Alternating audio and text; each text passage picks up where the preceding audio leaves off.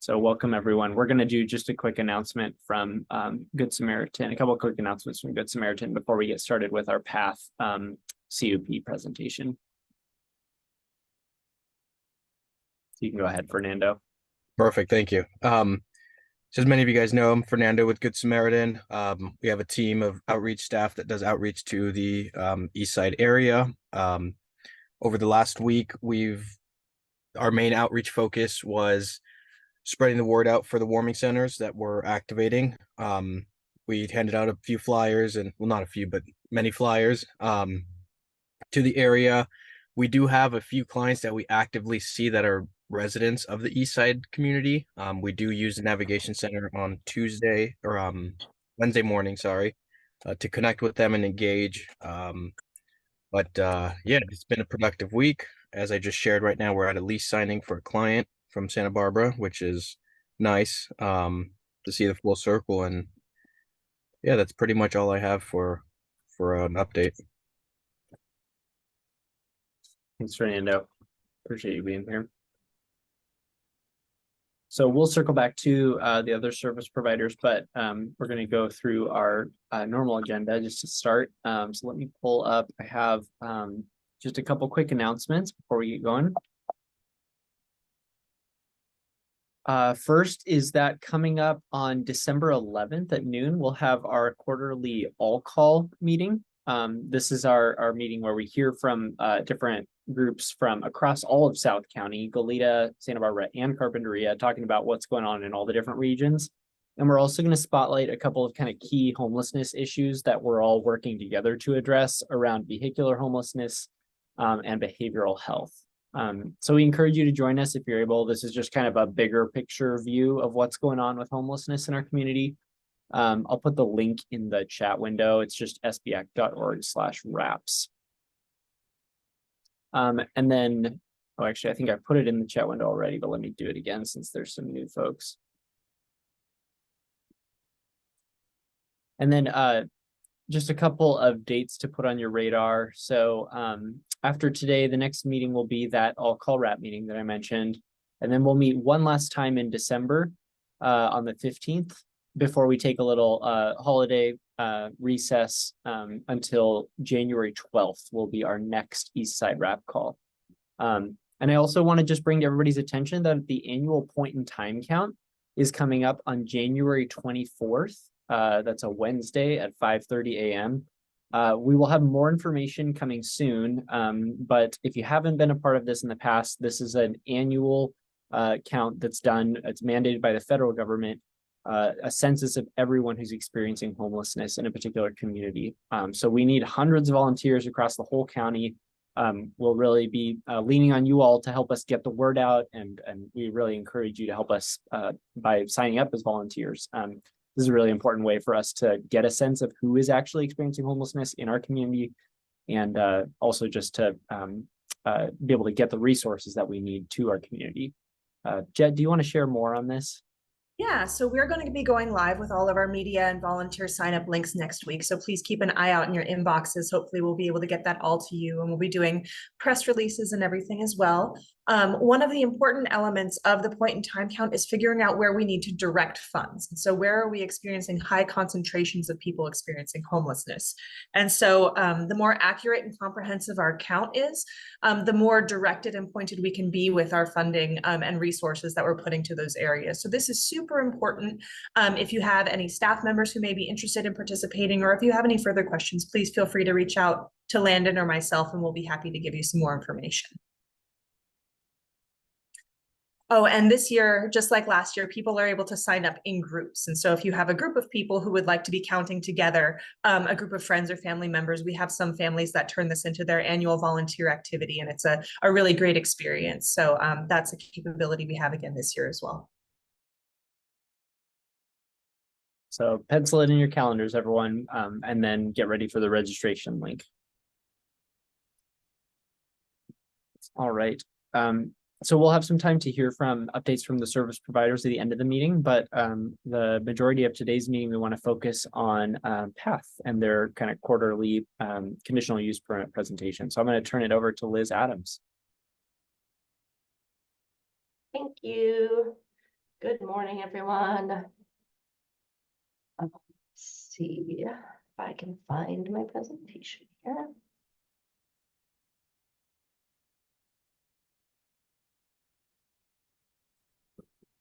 Okay, for those of you who don't know me, my name is Liz Adams. I'm the regional director here at PATH. And we're going to go through some updates since our last presentation. Odin. Hello, everyone. My name is Odin. I'm the outreach specialist for Path Santa Barbara. Just some new updates with regards to our quarterly goals year to date. So far, outreach has served 66 unique individuals here in the vicinity of Path and on the east side, 15 of which moved into transitional housing, with one being reunified with family and another being and 14 being entering it into emergency shelter or interim housing. 4 of which that we've tracked of the people who have moved into of the people served so far, rather, have moved into permanent housing so far. I'll go ahead and pass that off to Liz for the rest of the updates. And we've also, this year through our rapid rehousing program, served 35 people, 23 adults and 5 children. Through our permanent supportive housing program, we have served 45 people. That's mostly adults, 43 adults and 2 children. In general, most of our programming right now is adults. And then through our interim housing program, which is our largest program on site here on Cacique, we have so far this fiscal year, which is, July 1st through June 30th is the our fiscal year. Interim housing, we've served 222 unique individuals so far this year. Of that, 115 of the people we've served have been chronically homeless, so they've been homeless for at least 1 year, and 124 people have reported having a mental health disorder as well. So this is something that we've seen continue to increase over the years, that we are now serving a much higher need population than we were even a few years ago. So a lot more people who have experienced chronic homelessness, a lot more people who have mental health disorders. So the level of care needed is much higher as well. Unfortunately, HMIS is still not properly functioning for reporting as far as people moving into permanent housing. So we don't have that number right now for how many people have moved into permanent housing through interim housing this year. But as soon as that's up and functioning properly again, we'll get that to you. And then this picture is actually just from a few days ago. We were super excited to help one of our residents who she has experienced homelessness for quite some time, has been with us here in interim housing for quite a while, and through lots of partnerships and collaboration, she just moved into her new apartment up in Solving a couple days ago, and just super excited. So thanks to everyone who helped make that happen.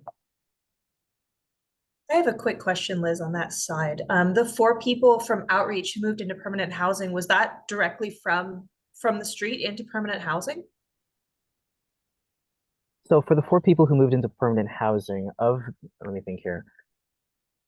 One from off the street, 2 from interim housing into permanent housing, and then 1, I believe we counted as it's either the family reunification or was from emergency shelter into permanent housing. These are the people tracked that moved through the rapid rehousing program into permanent housing. Got it. Okay, Yeah. thank you. There's a question in the chat also about the number in rapid rehousing. The number of adults and children doesn't add up to 35. So we're just wondering about that. You're muted, Liz. I don't know if you're talking. Yeah, I was like, wait a minute, I remember talking about this when I was going through the numbers. Some of the data shows that for some reason it's not identified. So it's the people are not identified as adult or child. So I have that in my notes to do a deeper dive and find out why our data would for this would not always be able to identify whether or not somebody served is an adult or a child.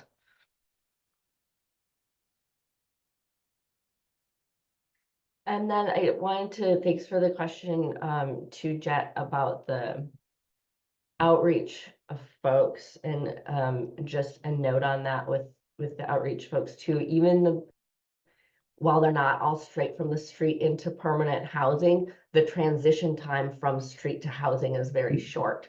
So even the people who are going into the into interim housing and then to the permanent housing, the time that they spend in interim housing is very short between street and a more permanent housing situation.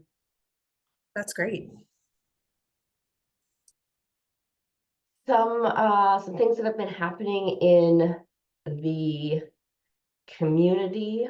I'll actually let you take on the beginning of this, Odin, and I'll cover the end of 100%. it. Yeah, so with regards to outreach in the community, so far we've increased outreach to transitional aged youth, being 18 to 24, with the added assistance of the Channel Islands YMCA. They have set up a new navigation site right there on Haley for individuals, and so far we've been seeing more people, reaching out to, hear about it or to get in contact with housing options. I've actually enrolled a couple of transitional aged youth individuals onto my caseload because of this. So massive kudos over to Shannon and their team at the Channel Islands YMCA. So far, I've just been for the past few weeks, I've been solely focused on Cacique. There's been a lot of impact here on Cacique Street, and just a gentle reminder that I cannot physically clear encampments, but rest assured that I do follow up with them basically every other day. So far, I've just been working on housing action plans for all the individuals that are willing to get onto to go into services, and also we've also had increased security presence. So half of the time, our security is out in the parking lot, overseeing the folks over that a ways. Pass back to Liz for the second half. Thanks, Odin.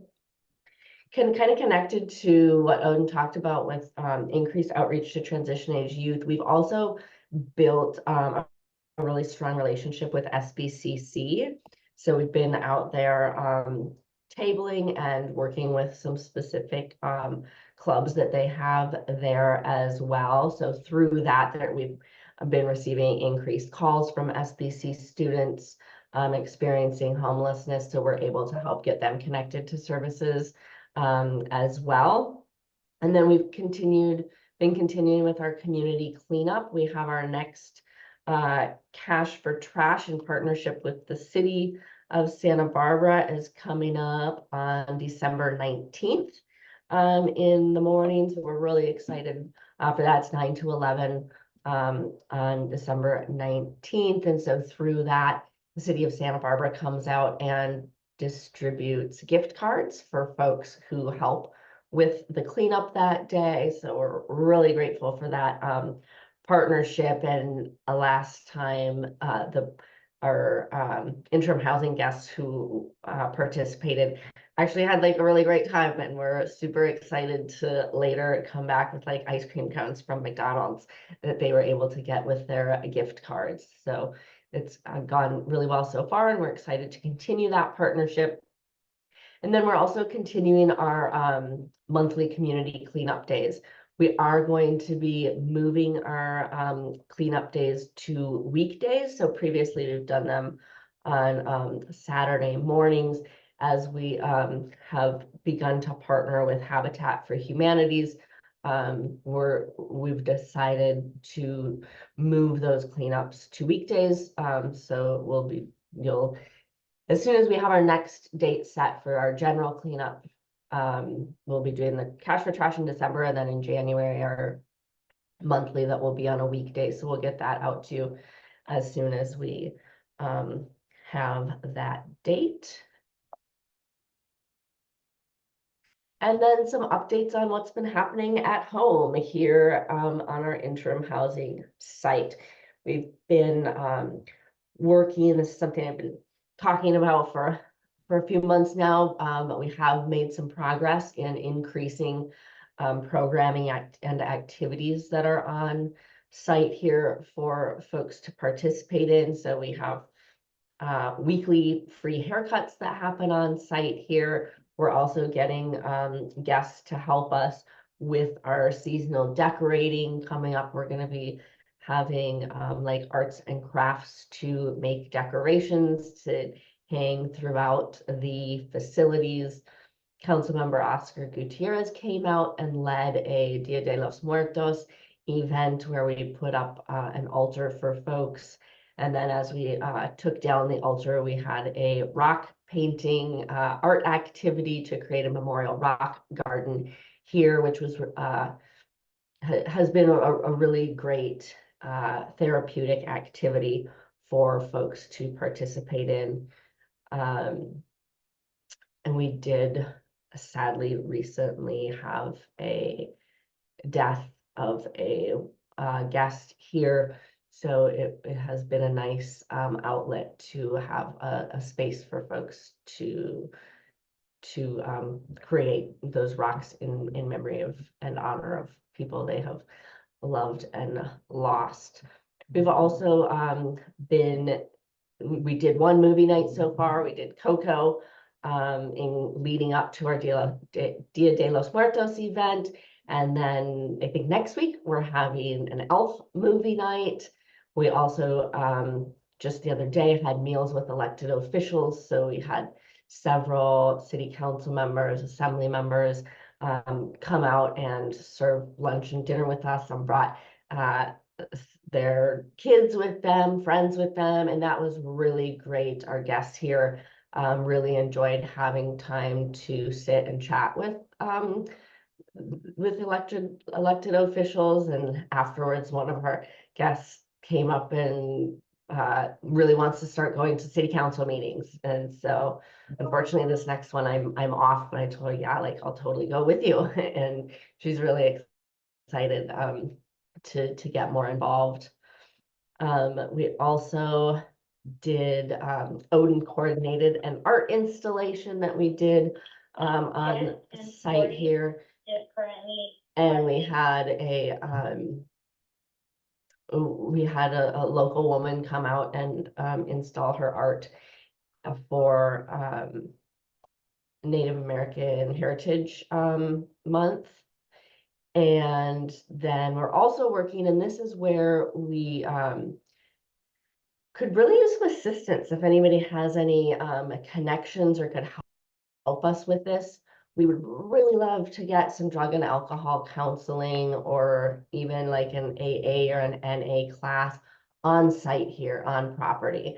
And so far we have been unsuccessful in being able to talk to whoever we need to talk to make that happen. As we've reached out to various folks, we have been unable to make it happen. So if anybody has those connections and can help us with that, it would be greatly appreciated. And then we're also doing upcoming some gift giving for the coming holidays. So we're really excited. Some local faith communities are putting together some various gifts that will go out to Odin will take some out when he does outreach to distribute on the streets. It will go out to they'll go out to permanent supportive housing participants.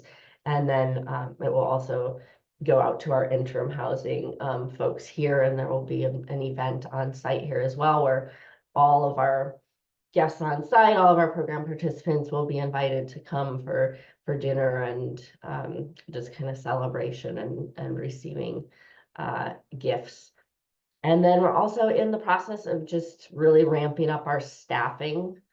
We have an offer has been made for a new director of programs, so we're really excited about that. And then we're also nearly fully staffed for our permanent supportive housing team, and now really working to ramp up our interim housing team as well, and add a lot more staff there so that we can really be providing all of the one-on-one support that is needed, especially as I mentioned, with just the higher needs that we're seeing with the increased numbers of people with experiencing chronic homelessness and the increase in mental health needs, just making sure that we have the staff necessary to provide adequate service.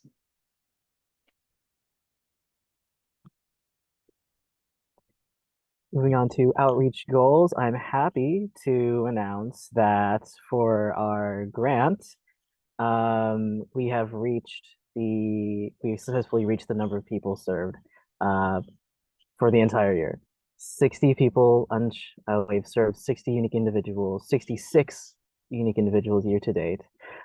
Projected housing outcomes, 25% of 15 of which should have entered into a positive housing exit. And year to date, we have served 15, which a little bit awkwardly is 23% of the 66 served. So I just need to do just a few more in order to get us to that 25% number. But rest assured that just because we've reached our goals doesn't mean that the work will slow down.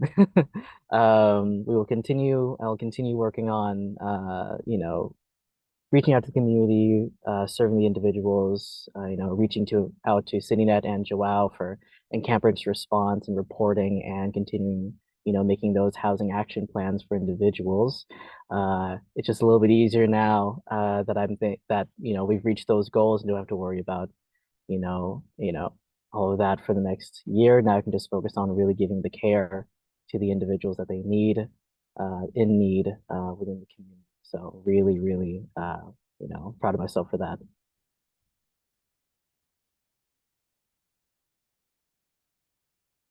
And those are our updates. What questions do folks have?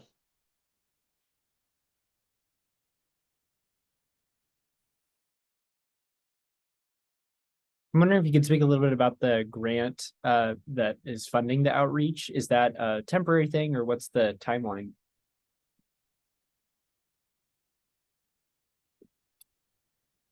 So the grant funding, Liz? Sorry, I couldn't unmute. You can finish your response first, and then I'll chime in after. Sure, we're funded both through CBDG, and I'll let Liz talk about the rest of the details and logistics about that. Yes, so right now Odin is partially funded through a grant, and every grant is temporary. So currently the partial funding for Odin's position comes through the city CDBG grant. Hopefully that will continue, and then we're always looking for, so right now PATH statewide is subsidizing the position because it's a necessary position, but we do need to figure out how to properly fund the position so we can adequately continue with it. And ideally we'd really like to ramp up our outreach as well, because it is something that just PATH in general really excels at outreach, and we can see that with Odin, and the fact that we've already exceeded our outreach goals for the year, and we're only at going December 1st. So it's awesome, and we'd love to, if anybody has any ideas on additional funding for us to fund additional outreach workers, like, please let us know, because we'd love to add to the team. Thank you. Susie. Yeah, commending Odin again on your good work. I know the last 3 weeks have been severely stressful and challenging in terms of the individuals that have set up encampments on both sides of Cazique and been quite aggressive, a different tougher group. Can you, I think you mentioned something about you increase security. Can I hear more about what that means? Did you- Yeah, so we have during the day, our security spends most of their time outside. As opposed to, so we made some changes in our staff, in our staffing, so that the inside of the facility during the day is able to be fully covered by staff, so that security can spend the majority of their day outside, kind of monitoring the front area. They still obviously can't like leave our property or like go out to the sidewalk, but they are out front along the sidewalk, and just really having those ongoing like all day conversations with folks who are out front, asking them to, if they're path guests, like, hey, come inside, we have such and such going on, or like bringing them in for the various activities, or if they're not a path program participant or guest, asking them to please move along. And then the other piece of that too is with public health, and to keep in mind, we also have our public health offices out front. So that's open to the public. Anybody can come in and utilize public health services that are on site here. So that's another piece of it that we're adding. We've been looking for ways to add more like seating for folks who are waiting for public health appointments as well, so they're not hanging out like on the sidewalks out front, and security is kind of helping with that as well, making sure folks who are here for a public health appointment are like waiting in chairs near our entryway or inside in our lobby.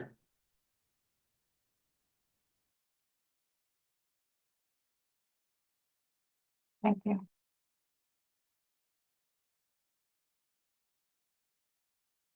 Other questions for Liz and Odin? So Chris? just the funding a little bit, I know with CalAIM and SenCal as the local managed care plan, do you suppose there would be any option of somehow partially funding outreach using that as sort of a health concern? We are actually in process right now to become a CalAIM provider. Yeah. So Excellent. yes. Yeah, that source of funding we found to be so much more flexible than a lot of the other like government homeless specific funding. So hopefully something will come out of that for you guys. That's really exciting. Chris, did you have your hand raised? Yes, not sure I have my details correct, but I believe at Path they are having a drive to collect winter clothing for our guests there. So if you know anybody who wants to donate clothing, I think it's Monday through Friday, 9 to 5 kind of thing. But yeah, we could use some winter clothing for the guests there. Thank you so much, Chris. I completely spaced putting that in our presentation. Yes, we have a flyer for it and everything. Monday through Friday, 8 to 4, we are accepting winter clothing, new or gently used, and that will go out, excuse me, to all program participants, including that Odin will take stuff out when he does outreach to folks on the street as well. I was wondering about the hotline, the outreach hotline that you created. I was just curious if how's that going? Is that getting calls or yeah, any updates on that?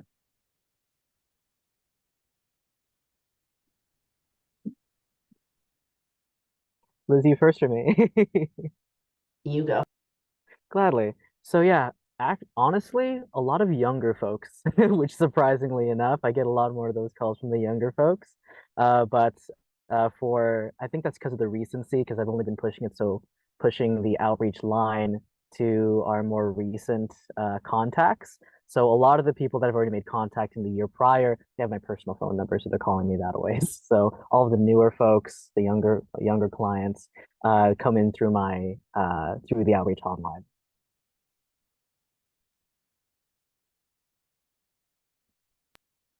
Thanks, Odin. I have nothing, nothing to add to it. Any other last questions for Liz and Odin? I do just want to do a plug for, since you mentioned the age group 18 to 24. The county recently subcontracted to Channel Islands YMCA for 8 permanent supportive housing for that age group, and it's going to be scattered site. And so we won't be going under contract with them until the Board of Supervisors meeting on January 9th. But after that point, we'll be working with them for their youth homelessness demonstration program, supportive services for their navigation centers, as well as that permanent supportive housing. And so that'll be 2 years with the option to renew after that. So just so you're aware of that, that might be, everything has to go through the coordinated entry system, but it is specifically for youth 18 to 24. That's incredible news. Thank you so much.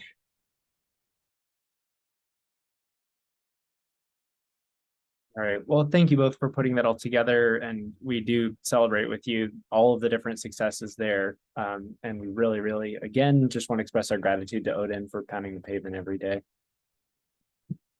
So let's do just quick check-ins to close out our meeting. Any updates from CityNet?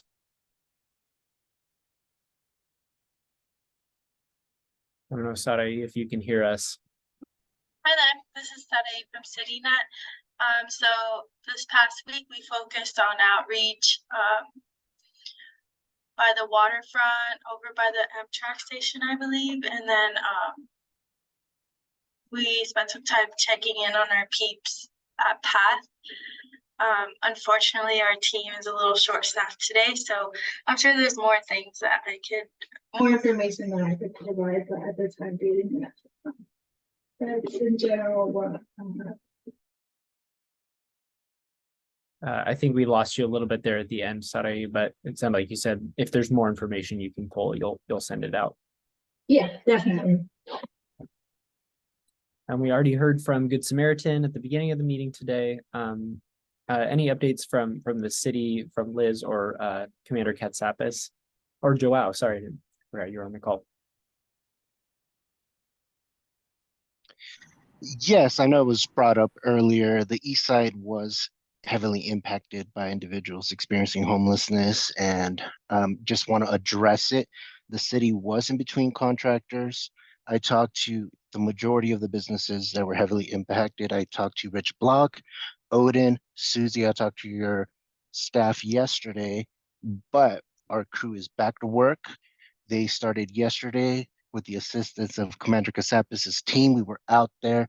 We addressed all the issues on Cacique, and my crew is out there again this morning in front of Path, doing power washing and cleaning. But we are back to work. If I'm posting the link to our reporting form.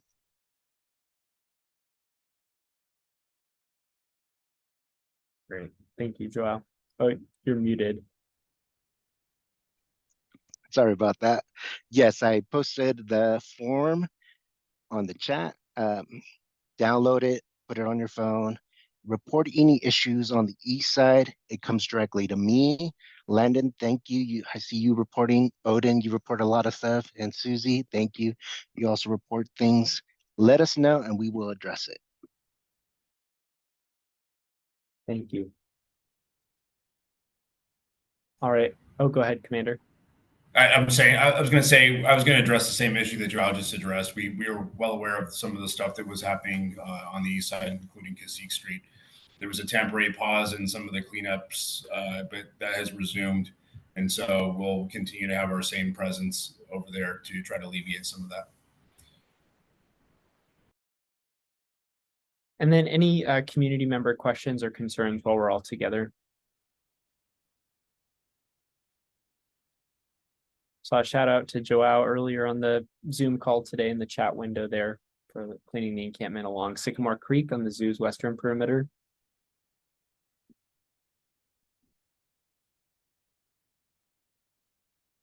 I just want to say thank you again. I understand there was a break in the contractor support in cleaning up the encampments, but just so it's noted that obviously when there is that type of break, we see an influx, and there was definitely some different types of characters. You know, we had a situation where our trucks were unable to leave at 6:30 in the morning earlier in the week, and we had to call PD to ask them to move along. And we're aware that there was another situation, I think a week or two ago, where Machete was, someone was attacked on, you know, very close to our driveway. So, you know, I just want to make sure we're not letting our guard down and we stay focused, and because, you know, when it gets to that kind of point, we have employees that are not comfortable coming to work.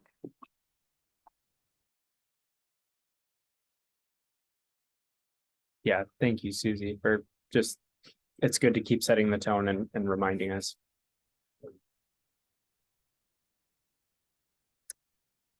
All right, everyone, with that, we're going to close for today for our community members. So if the rest of our service providers would stick around, we'll close it off for the day. Thank you all.